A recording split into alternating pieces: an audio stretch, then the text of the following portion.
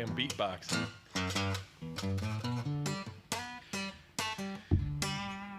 Well, howdy, y'all. It's another fun Tuesday evening. Were you beatboxing? Is that what I was doing? I don't know. You said you were. Here's my bass. See? Watch out, Trent Reznor. If you had a record label, If I had a record label. you could, man, check out all this flair on this guitar.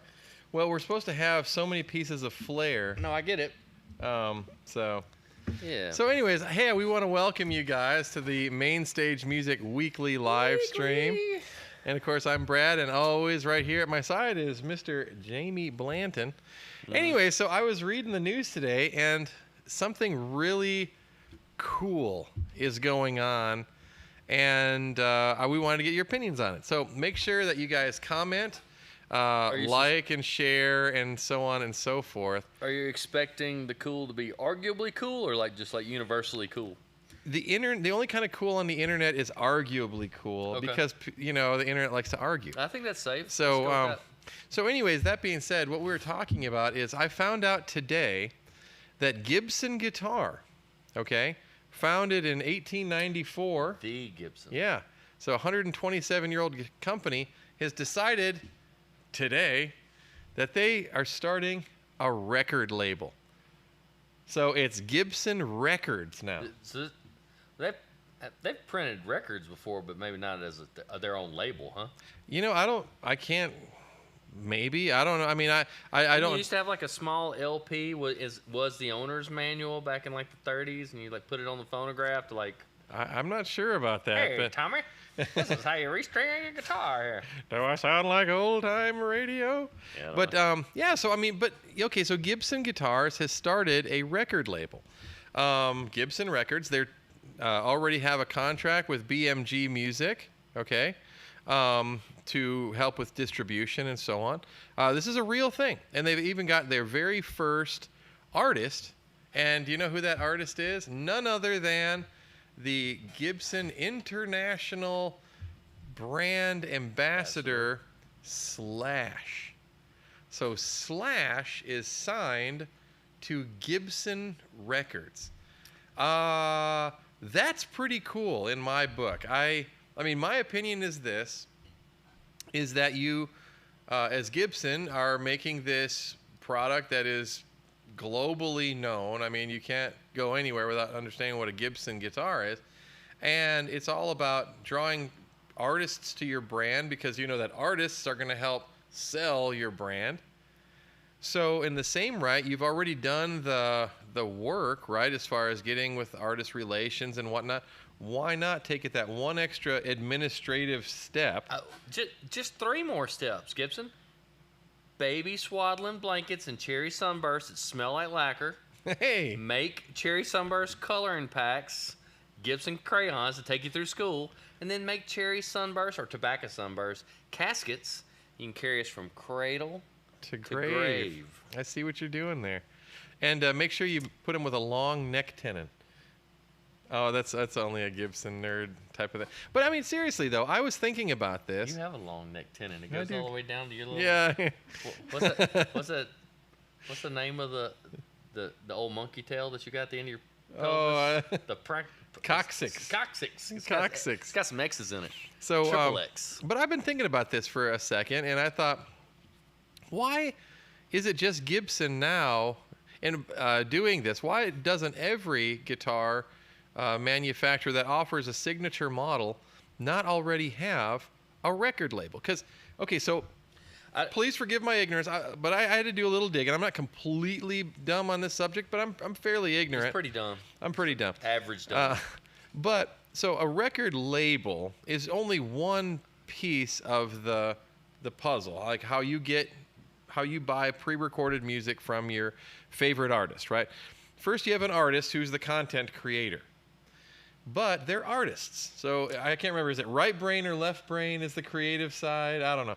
So they need somebody to help them to organize, do all the legalese kind of stuff, to promote their art, to get it out there so that other fans, potential fans, can hear what they're doing. So that's where a record label comes in. They go, we like your style. We specialize in usually a certain type of music, and you fit exactly what our customer base and their big promoters are all about. Yeah, but the crazy. This is what I think's great about it. Like, I think here's the guy out front. It's Harley Davidson. You can buy Harley Davidson tires. They're a motorcycle company, right? They're a motor company. But you can buy leather jackets, apparel, helmets, safety gear. And now, what else can you not get that doesn't have Harley branding associated to it? Gibson, clearly, American brand, Martin, among others, certainly in our little world of musical instruments that we enjoy, but think about other things. I mean, Ford does a decent job. I mean, Ducati, BMW, Ferrari, they all license other things. Sports teams do a decent job of really taking advantage of their branding. It just seems obvious in the corporate world in some ways. Like, you see a post like that, and you're like, well, of course they want to release Slash records. Why wouldn't they? Well, every single thing they make is branded a little bit Slash. Well, and okay, so you mentioned a few things that make sense, and then some things that. So I would say that it's not so much just the branding of, let's say, Harley Davidson jackets and T-shirts and whatever, or Ford, but what's a different industry that they get into? Well, racing is an industry in itself. I mean, it's entertainment, but it's also pushing the boundaries of the machine, the technology. And Ford, Harley Davidson, all these companies actively pursue that. So, I mean, it seems like that's a different... Yeah, but Tide is in racing. But Tide is a different type of... They're not racing. They are simply putting a billboard. It's a marketing component. Yeah, but what I'm saying is Tide isn't saying, oh, we've developed this new cylinder head that, but whereas Ford and whatnot does. And I think what you're saying is we can distinguish between marketing from a base of what your product's intended to be through, and you can also corporately sponsor marketing. You can make milk jugs. I guess what I'm saying is so you can market in both ways. One of them's relative, one of them's not. But I think what you're saying is that it mostly achieves the same outcome, doesn't it? Well, I guess what I'm saying is the difference is that if Harley Davidson wins all the motorcycle races, you're going to want to buy a Harley Davidson motorcycle or a Harley Davidson T-shirt or a Harley Davidson jacket, all right?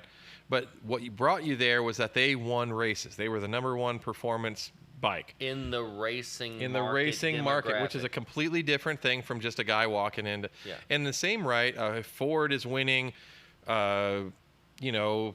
what is that, where the GT40 beat Ferraris? It was that Matt Damon movie. Okay, so anyways, Le Mans. Yeah. Okay, so if there's people who watch that race and go, man, it's amazing what they can get these cars to do and driver and whatever, I'm going to go check out a Ford. And then they might buy a Ford and all the other merchandise that Ford puts out. So Gibson already is in the apparel company or apparel business. They sell T-shirts and all sorts of stuff.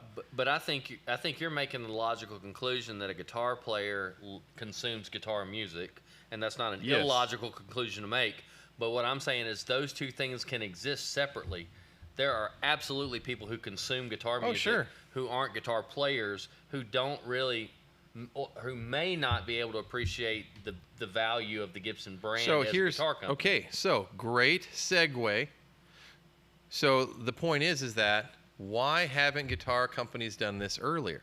So think about it. If you are someone like, hi, I'm John Doe, and I really like the sound of this new, Al Caiola record. What instrument is he playing? Well, the label here. Who's Al Caiola? Al Caiola was a popular jazz I thought you were saying guitar. Al Di Meola. Oh, Al Di Meola is another one. Oh Lord, Prism not the Fruit guitar. Loops, but the Lifesaver. So you have someone who PRS. listens to a music. Let's say that someone's a Carlos Santana fan. Okay, they listen to his music, and they go, man, I want to be like that guy. What kind of guitar does he play? Okay, so it seems like SG. Well, at the time, yeah. Well, hey, when he was doing that Oye Como Va and all his big hits, yeah, absolutely. Played the SG. So, but the key was though, is you would think that if you were a company who's going to benefit from, in a big way, not only from the music sales, but also from the guitar sales, that multiplier effect, you would think that you'd be wanting to control that aspect of it as well. Well, there's obviously a market. There's a market you can serve, and there's an appetite for consumption that. Appetite for the destruction of consumption. That's the new slash. It used to be about destruction, but now he's appetite for consumption. But I mean, I just think it's a brilliant thing. And again, we are Gibson dealers, albeit that they don't like sending us stuff anymore. I don't know. Players too, right? Yeah, I'm a Gibson fan all around. And Axl Rose fan club members, platinum level members. Well, anyway. You told me you were an Axl Rose platinum level fan club member. Yeah, I think you might be mishearing You things. told me before I agreed to show up here on Tuesdays you were an Axl Rose platinum level fan club member. So moving forward, I had to do a little digging. And I found out that Gibson is not the first guitar or music company to have done this. That distinction belongs to Yamaha, which, Yamaha is such an immense company. A neat little thing. So early in our relationship with Yamaha, way back when, the rep told me that Yamaha is the 17th most recognized brand on Earth. Like the number one is Coca-Cola and whatever, but Yamaha is 17th. So they made the top 20 most recognized brand across the globe of all markets. Yeah, so I hear there's a lot of folks in other countries. Yeah, there is more than So I mean, that being said, Yamaha is obviously known for all sorts of things. They have a motors division, and so it doesn't surprise me that Yamaha would be first in this. But one of their artists is the great Nathan East, who was, of course, Clapton's longtime bass player and one heck of a jazz bass player. I mean, that's phenomenal. But he actually is with Yamaha Records and releases product. So Gibson's not new in being the first company to do this, but to me, I think that it is one of these.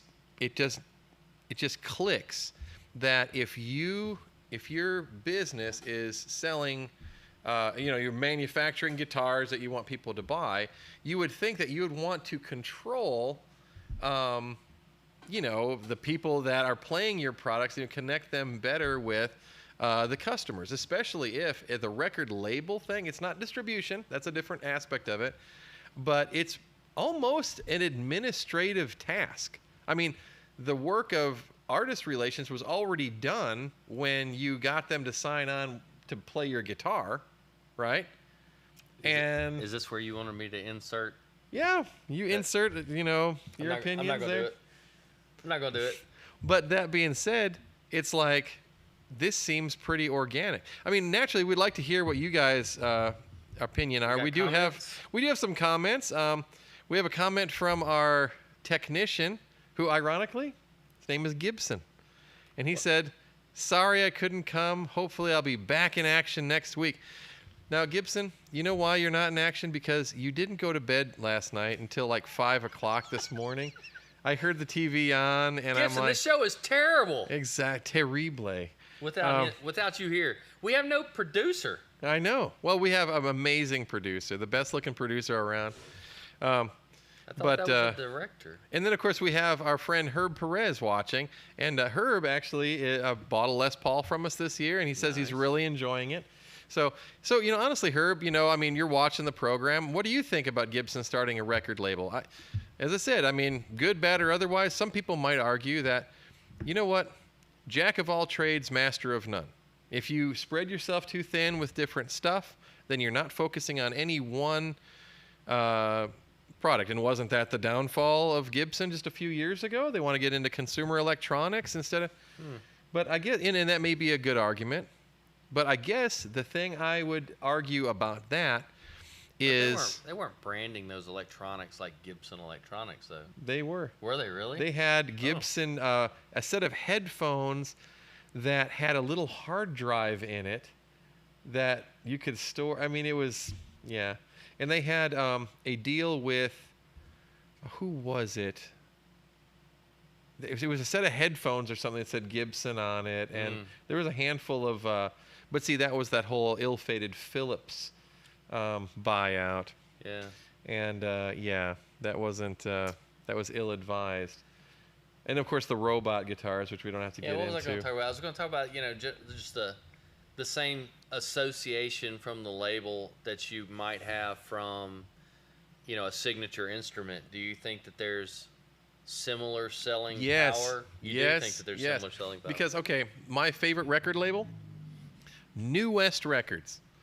If this comment or this plug gets New West Records a few likes or clicks, or you go to their website, great. Wasn't Promise on Interscope?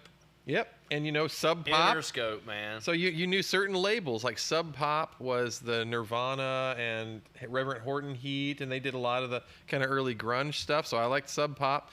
But see, I love New West Records. They have some of my favorite artists on them. You have guys like Jason Isbell and John Hyatt and North Mississippi All-Stars. And our executive producer, Gibson, is really into Wyndham Hill. Wyndham Hill. I guess I have to. Is that all that fingerstyle guitar? Yeah. Okay. Yeah. Leo Instrument. I remember that stuff. Yeah. So but the point is that I will go to the New West's website to see what kind of new stuff might be coming out. And Abstract Logics for Herring and all the Atlanta Fusion guys, O'Teal and all those guys. Man, so great, it's like great. New I can jazz see stuff. with Gibson, if Slash is the first one. Now, I mean, this could be a big challenge because obviously, if you have a Gibson endorsement. You probably already are a recording artist and have a label and something that you're attached to. Unless you're Kiefer Sutherland. I don't know what... I don't know what label he's on. So, I mean, generally speaking, this could be a very tricky thing, too, because if you're already picking up... But in the same right, maybe this will usher in some cool indie signature models that Gibson's trying to do.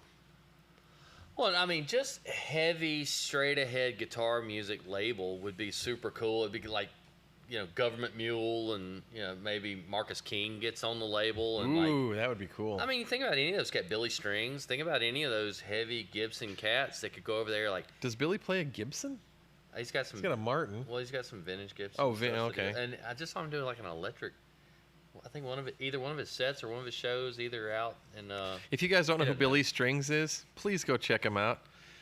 Phenomenal artist, and actually, he comes to Dayton every so often. Does he really? Yeah, he likes to go fishing. He's a big fisher guy. So yeah, I mean, again, I think that it's something that's a long time due. I'm excited to see what comes of it. I have this. I don't know, the kind of antagonist in me, the cynic, looks at this as just another maybe PR ploy. But no, they love guitars. I mean, that's what I'm thinking. I'm like, if you can get into something and almost an administrative function, you've already got the infrastructure there because they have A&R guys. Those are the guys who go and, hey, I'm with Gibson. Hey, check this guitar. Right, I mean, they've already got the schmoozer guy that works there. And what's his name? Tell us the schmoozer guy's name again. At Gibson? Yeah. I don't know who the new guy is. I was gonna make you call somebody out, but you don't have to. Well, I mean, but you know all the Gibson I cats, right? know a lot of them. I know a lot. I don't know all of them because it's changed a lot in the last 24 months. The whole, well, not the whole thing, but a lot of these guys have been changed.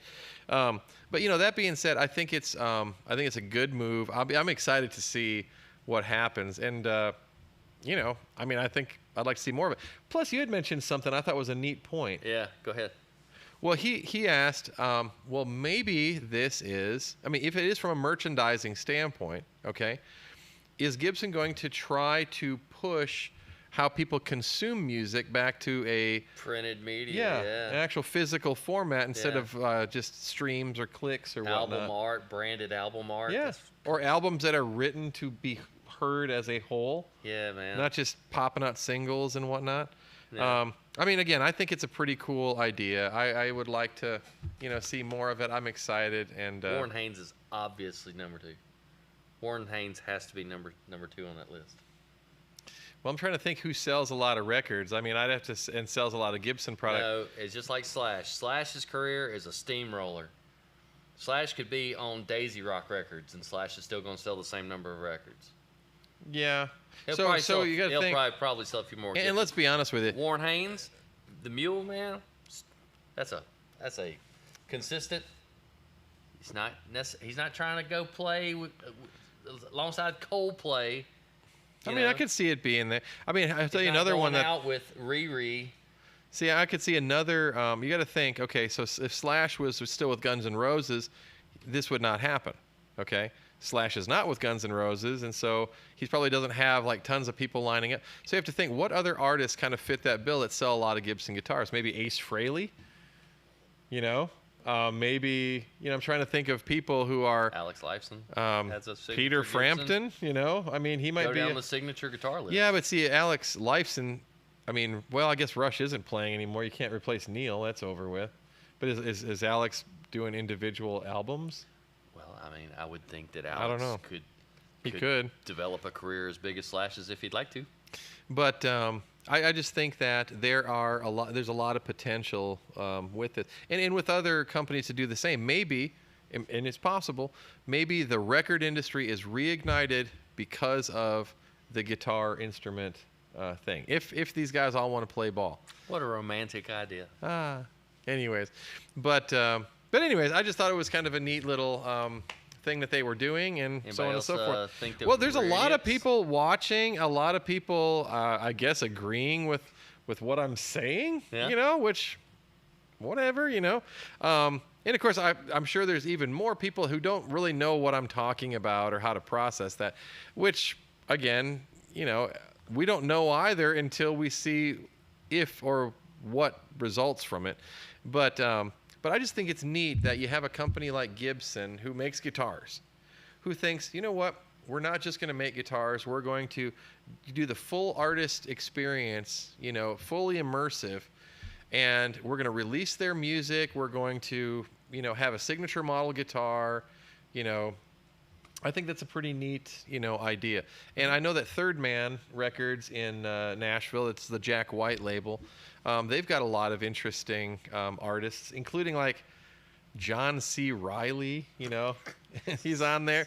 It's actually not a bad album, you know. I bought it. Super clever writer, smart guy, right? Yeah, so I'm thinking, you know, it's a cool idea. I would like to see more of it.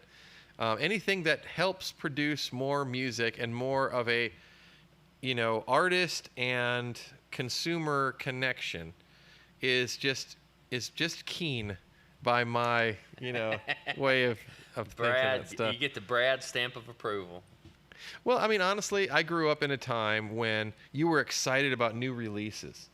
Oh, I yeah. can't honestly say that anybody is talking about. I've waited in line outside of a store more for records than I have for concert tickets. Oh yeah. Yeah. Yep. Waiting on the record to drop on Friday morning. And see, that magic is gone. Yeah. I mean, really, I would say the generation that we have now, even with the huge artists selling records that we have, they just aren't getting as excited about the new Beyonce album or the new, because all you have to do is just click stream. Oh, okay. But there's no connection to it. You're not like consuming the CD on the way to work. You know, oh, my first listening, I heard this and this and this. Skipping you know? school to listen to the B-side. I'm telling you, it is what it is. So, but anyways, guys, I want to thank you for watching. As always, feel free to leave comments. And if you don't already follow us on YouTube, just check us out. Look for Main Stage Music on YouTube and just follow the subscription and follow thing there. Because then you can watch it at home on your Roku, if you so choose. We'll be adding content as always and so on. And we love feedback and content, so feel free to just give us a holler with whatever your thoughts and feelings and so on are. Guys, I appreciate you. See you next week. Yo in the jungle, baby.